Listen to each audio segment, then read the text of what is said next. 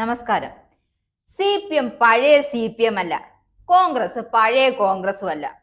തെറ്റിദ്ധരിക്കണ്ട, ഇതൊന്നും എന്റെ വാക്കുകളേ അല്ല. ഞാൻ അങ്ങനെയൊന്നും പറഞ്ഞിട്ടേ ഇല്ല.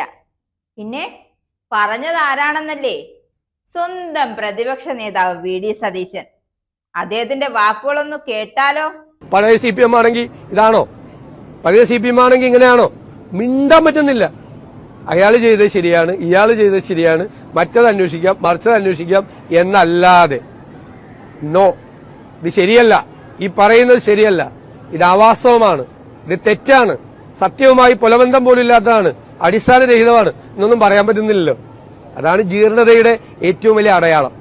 കോൺഗ്രസിൽ പോലും ഇപ്പൊ അനുവദിക്കാറില്ല, പഴയതുപോലെയല്ല. കോൺഗ്രസിന് പോലും പറ്റില്ല, ഇപ്പൊ അഫോർഡ് ചെയ്യാൻ പറ്റത്തില്ല ഇതുപോലെ. നേതാവ് ഇപ്പോൾ ചെയ്യുന്നത് എന്താ?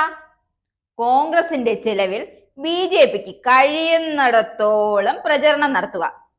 പ്രചരണം കേരളത്തിൽ മാത്രമല്ല, അങ്ങ് ദുബായിൽ വരെ എത്തിയിരിക്കുക. അത് പിന്നെ അങ്ങനെയല്ലേ വരൂ സതീശ? ഓർമ്മയില്ലേ RSS നേതാവ് കൂടിക്കാഴ്ച?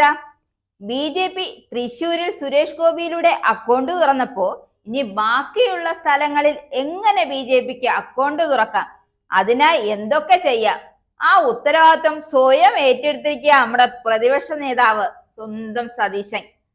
പശുവിന്റെ കടിയും മാറും, കാക്കയുടെ വിശപ്പും തീരും.